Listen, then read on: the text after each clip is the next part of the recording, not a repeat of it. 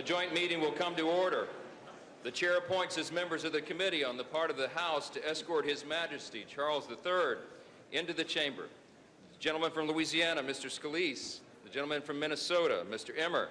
The gentlewoman from Michigan, Mrs. McLean. The gentleman from North Carolina, Mr. Hudson.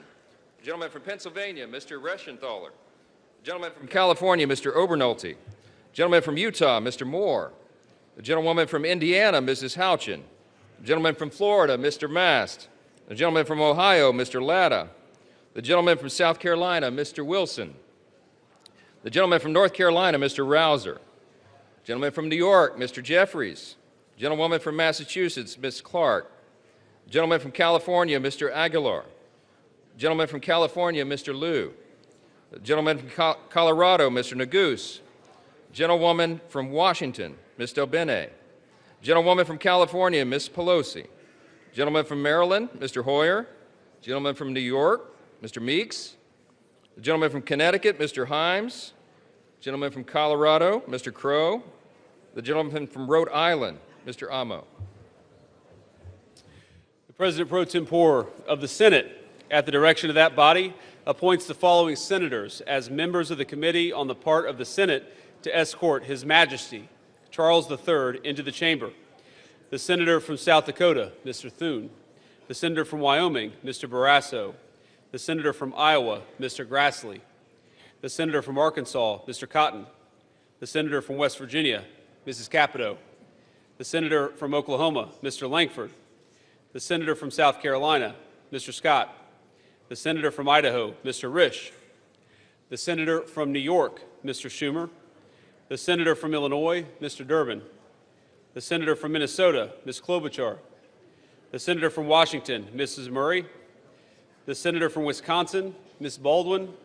And the senator from New Hampshire, Mrs. Shaheen. All members of the escort committee will exit the chamber through the lobby doors.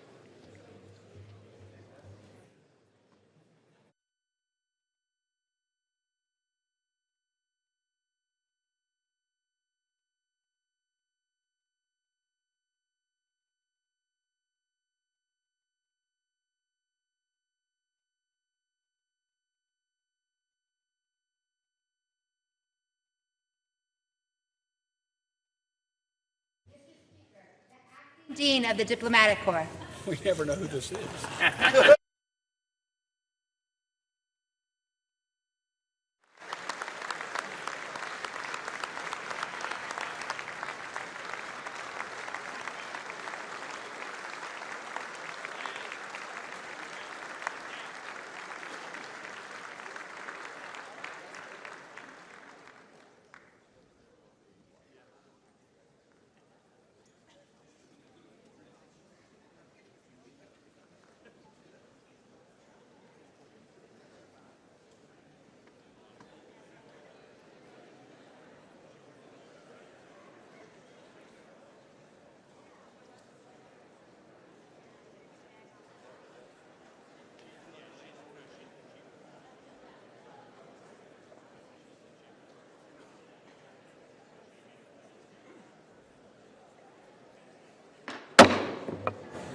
Mr. Speaker, the President's Cabinet.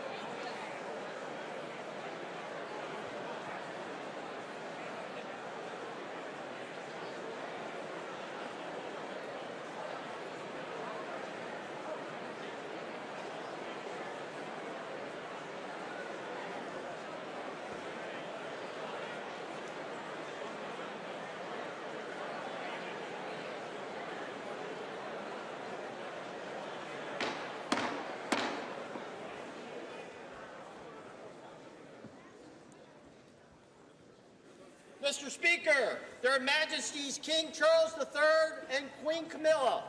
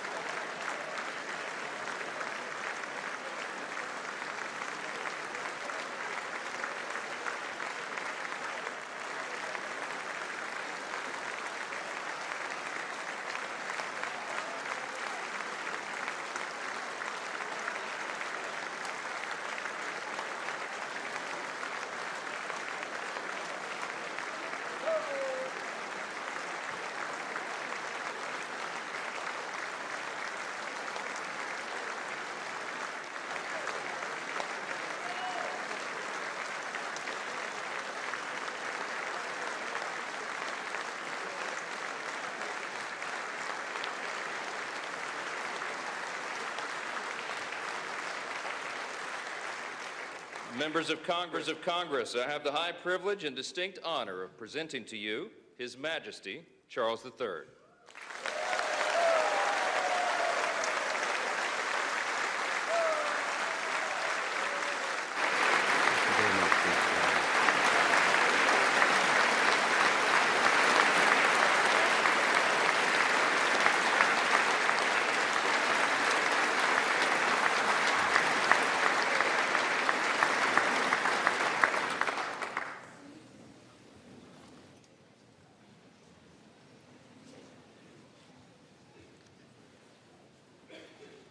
Mr. Vice President, Mr. Speaker, members of Congress, representatives of the American people across all states, territories, cities, and communities. I would like, if I may, to take this opportunity to express my particular gratitude to you all for the great honor of addressing this joint meeting of Congress, and on behalf of the Queen and myself, to thank the American people for welcoming us to the United States to mark this semi-quincentennial year of the Declaration of Independence. And for all of that time,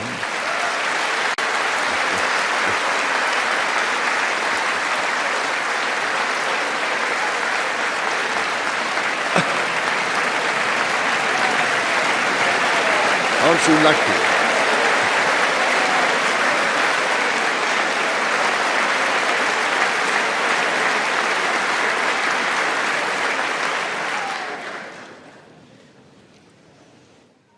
And for all of that time, our destinies as nations have been interlinked.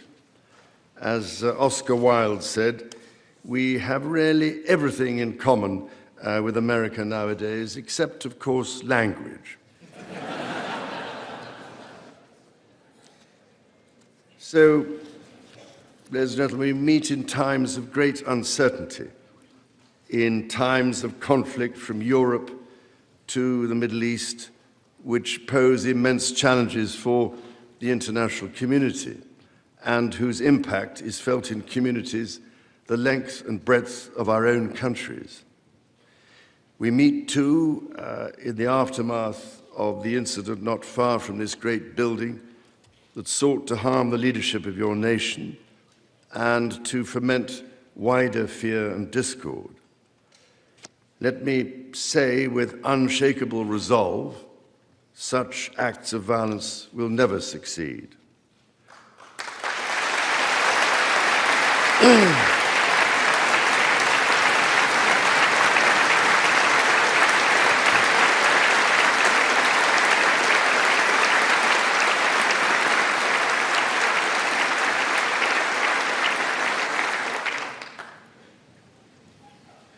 Whatever our differences, whatever disagreements we may have, we stand united in our commitment to uphold democracy, to protect all our people from harm, and to salute the courage of those who daily risk their lives in the service of our countries.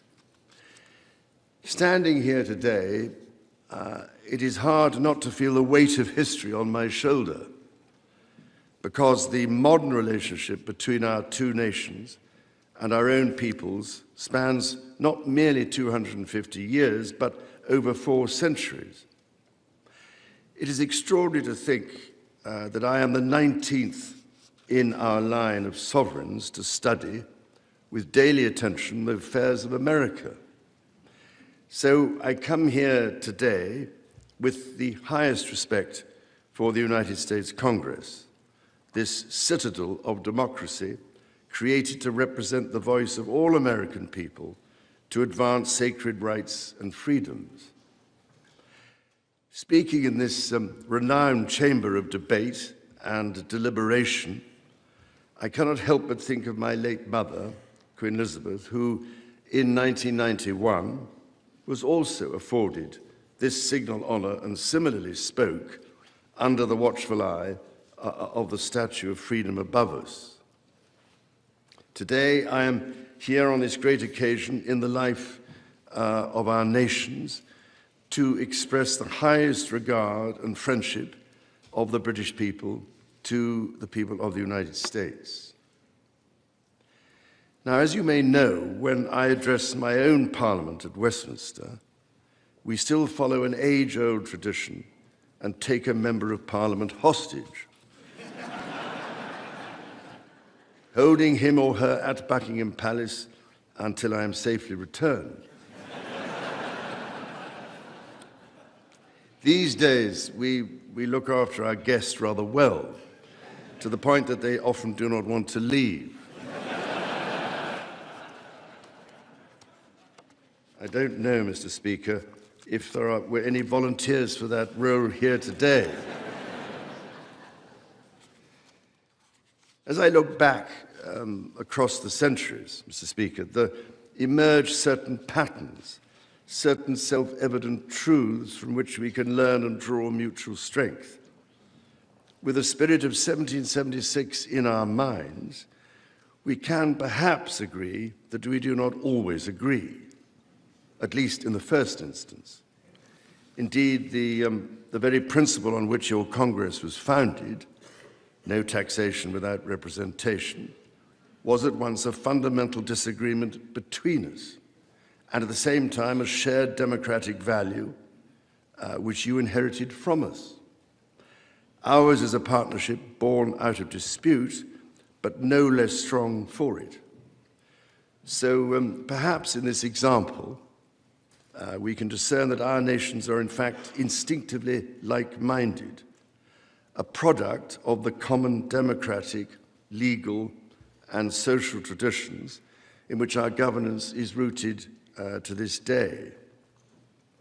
Drawing on these values and traditions, time and again, our two countries have always found ways to come together. And by Jove, Mr. Speaker, when we have found that way to agree, what great change is brought about, not just for the benefit of our peoples, but of all peoples. This, I believe, is the special ingredient in our relationship. As President Trump himself observed during his state visit to Britain last autumn, The bond of kinship and identity between America and the United Kingdom is priceless and eternal. It is irreplaceable and unbreakable.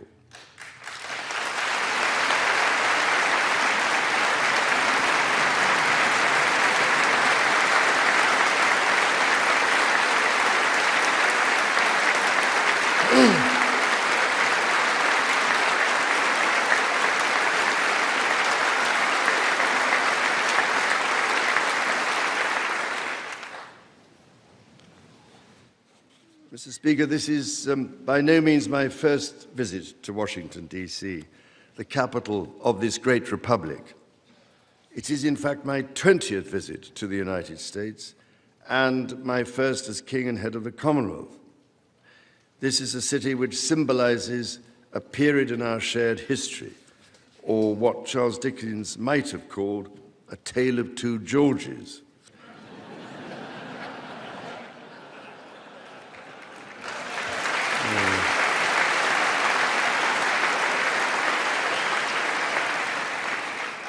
The first president, George Washington, and my 5 times great-grandfather, King George III. King George, as you know, never set foot in America, and please rest assured, ladies and gentlemen, I am not here as part of some cunning rearguard action.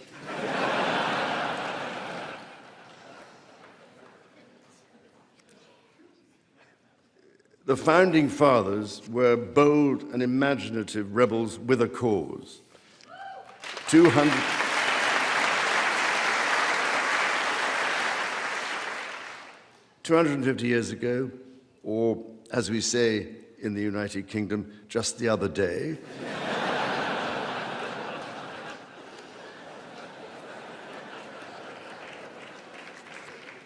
they declared independence.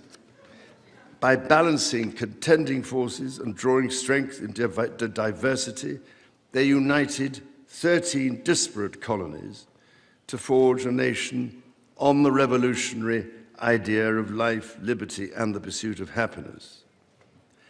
They carried with them and carried forward the great inheritance of the British Enlightenment, as well as the ideals which had an even deeper history in English common law and Magna Carta.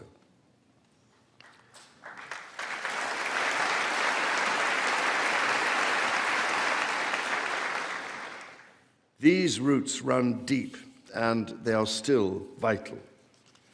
Our Declaration of Rights of 1689 was not only the foundation of our constitutional monarchy, but also provided the source of so many of the principles reiterated, often verbatim, in the American Bill of Rights of 1791. And those roots go even further back in history. The US Supreme Court Historical Society has calculated that Magna Carta is cited in at least 160 Supreme Court cases since 1789, not least as the foundation of the principle that executive power is subject to checks and balances.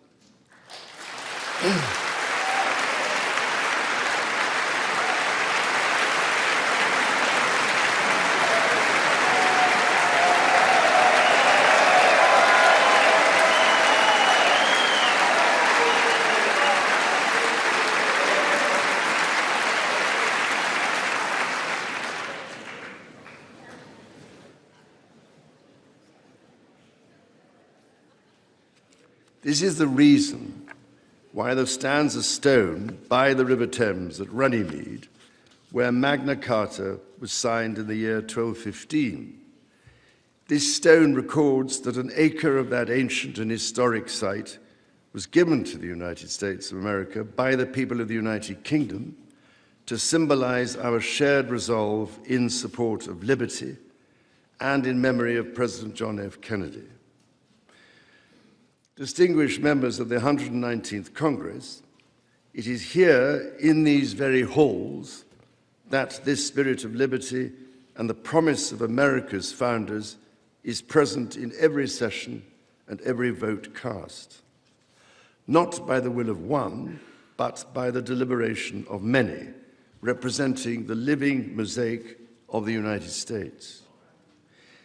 In both of our countries, it is the very fact of our vibrant, diverse, and free societies that gives us our collective strength, including to support victims of some of the ills that so tragically exist in both our societies today. And, Mr. Speaker, for many here, and for myself, the Christian faith is a firm anchor and daily inspiration that guides us, not only personally,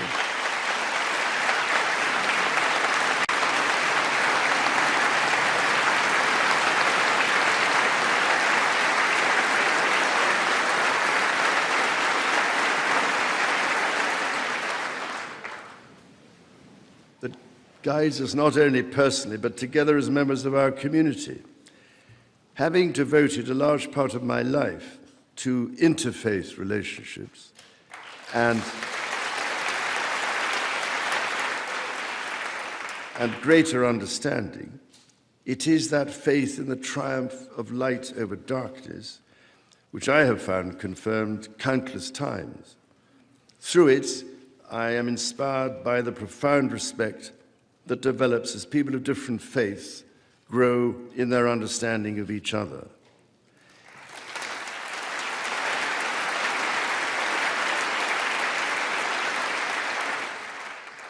It is why, it is my hope, my prayer, that in these turbulent times, working together and with our international partners, we can stem the beating of plowshares into swords.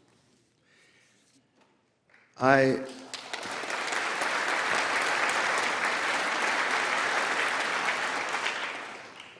am mindful that we are still in the season of Easter, the season that most strengthens my hope. It is why I believe with all my heart that the essence of our two nations is a generosity of spirit and a duty to foster compassion, to promote peace, to deepen mutual understanding, and to value all people of all faiths and of none.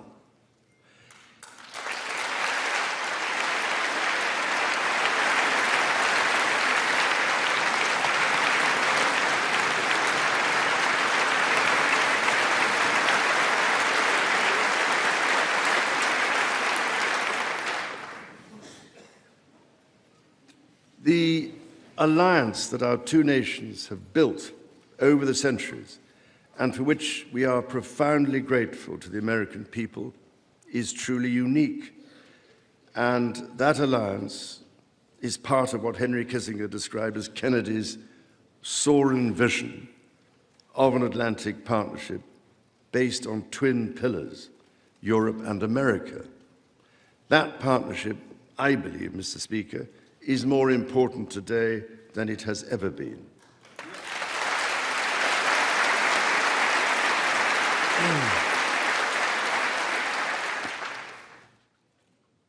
The first reigning British sovereign to set foot in America was my grandfather, King George VI.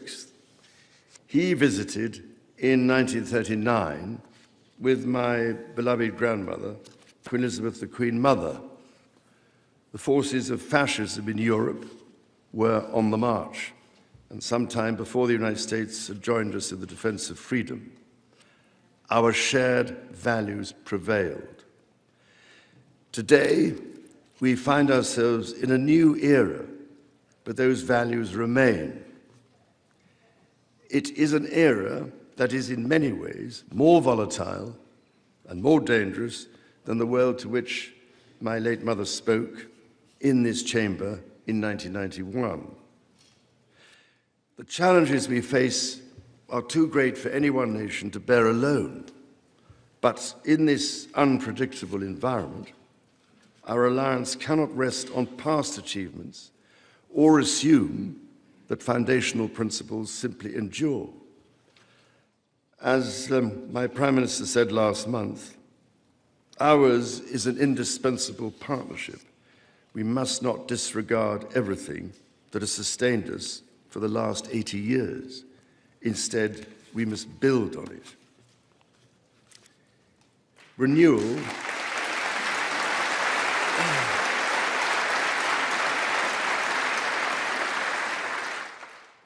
Renewal today starts with security.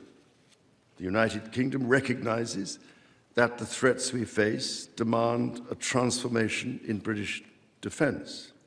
That is why our country, in order to be fit for the future, has committed to the biggest sustained increase in defense spending since the Cold War, during part of which, over 50 years ago, I served with immense pride in the Royal Navy, following in the naval footsteps of my father, Prince Philip, Duke of Edinburgh, my grandfather, King George VI, my great-uncle, Lord Mountbatten, and my great-grandfather, King George V. This year, of course, also marks the 25th anniversary of 9/11. This atrocity was a defining moment for America, and your pain and shock were felt around the whole world. During my visit to New York, my wife and I will again pay our respects to the victims, the families, and the bravery shown in the face of terrible loss. We stood with you then, and we stand with you now in solemn remembrance of a day that shall never be forgotten.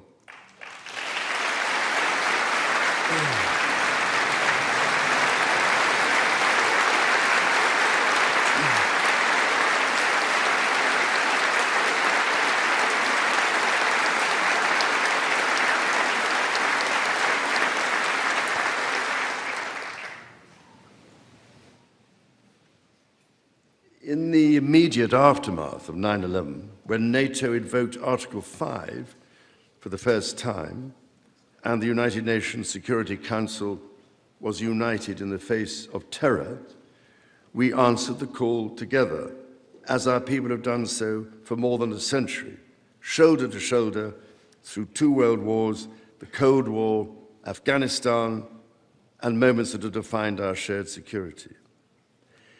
Today, Mr. Speaker, that same unyielding resolve is needed for the defense of Ukraine and her most courageous people.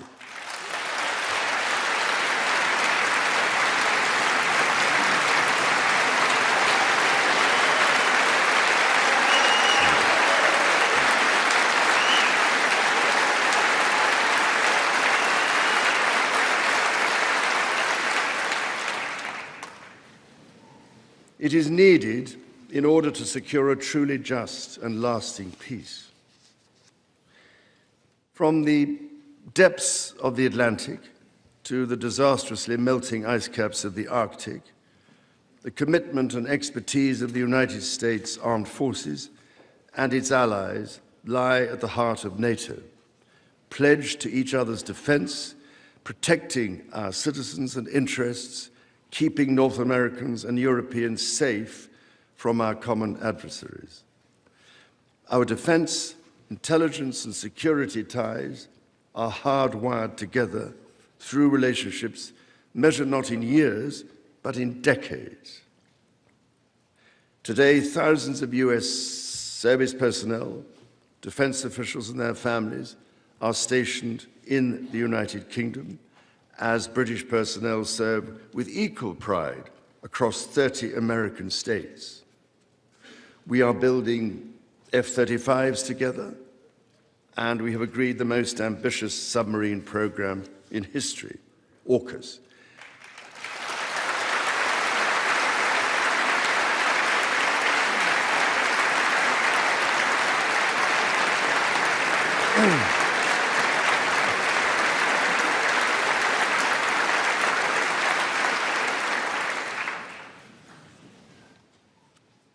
And we are doing it in partnership with Australia, a country of which I'm also immensely proud to serve as sovereign.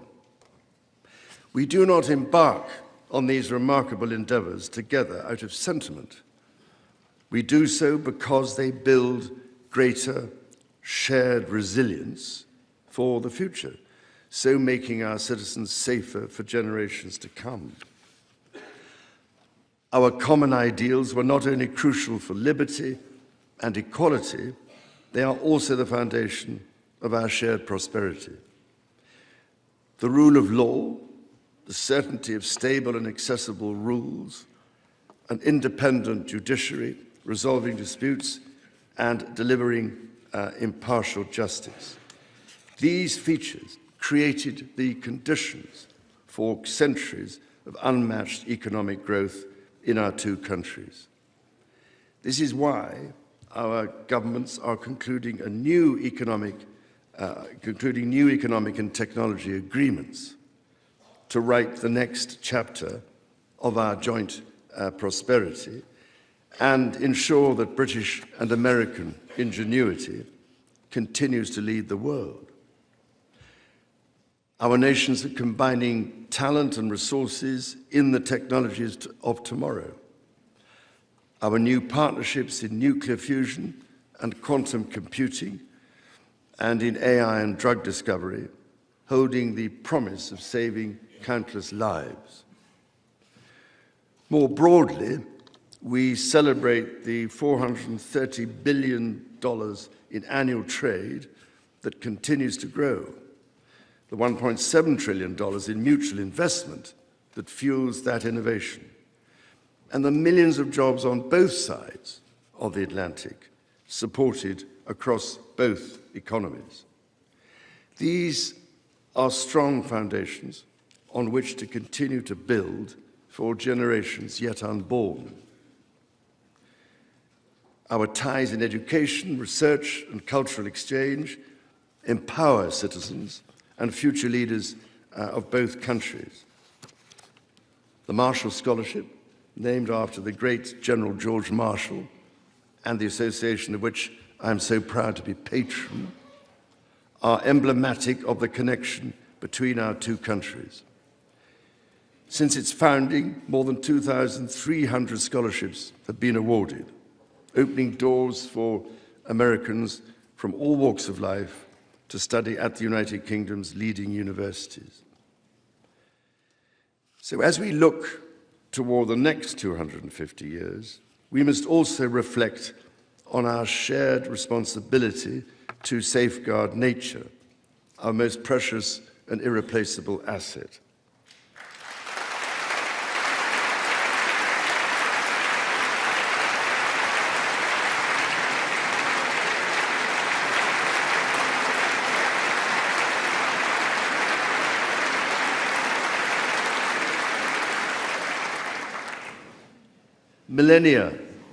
Millennia before our nations existed, before any border drawn, the mountains of Scotland and Appalachia were one, a single continuous range forged in the ancient collision of continents. The natural wonders of the United States of America are indeed a unique asset, and generations of Americans have risen to this calling. Indigenous, political, and civic leaders, people in rural communities and cities alike, have all helped to protect and nurture what President Theodore Roosevelt called the glorious heritage of this land's extraordinary natural splendor, on which so much of its prosperity has always depended. Yet, even as we celebrate the beauty that surrounds us, our generation must decide how to address the collapse of critical natural systems, which threatens far more than the harmony and essential diversity of nature. We ignore at our peril the fact that these natural systems, in other words, nature's own economy, provide the foundation for our prosperity and our national security.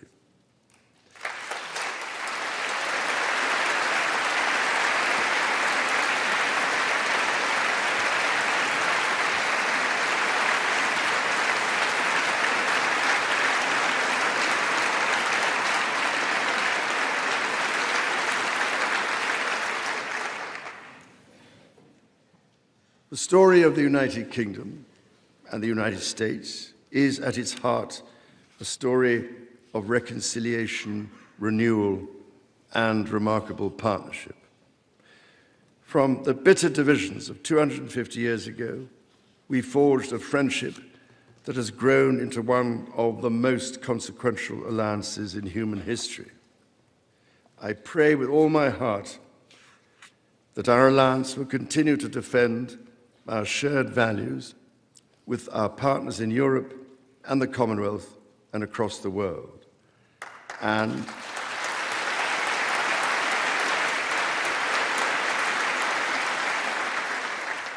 that we ignore the clarion calls to become ever more inward-looking. Mr. Speaker, Mr. Vice President, distinguished ladies and gentlemen, America's words carry weight and meaning, as they have since independence. The actions of this great nation matter even more.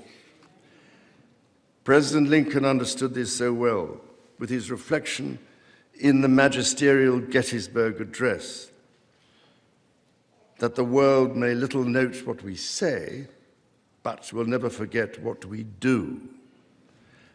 And so to the United States of America, on your 250th birthday, let our two countries rededicate ourselves to each other in the selfless service of our peoples and of all the peoples of the world. God bless the United States, and God bless the United Kingdom.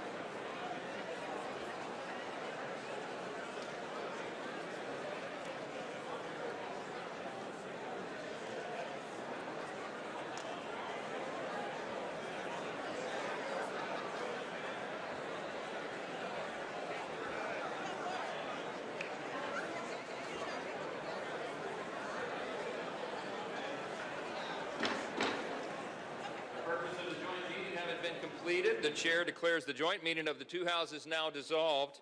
The House will continue in recess, subject to the call of the chair.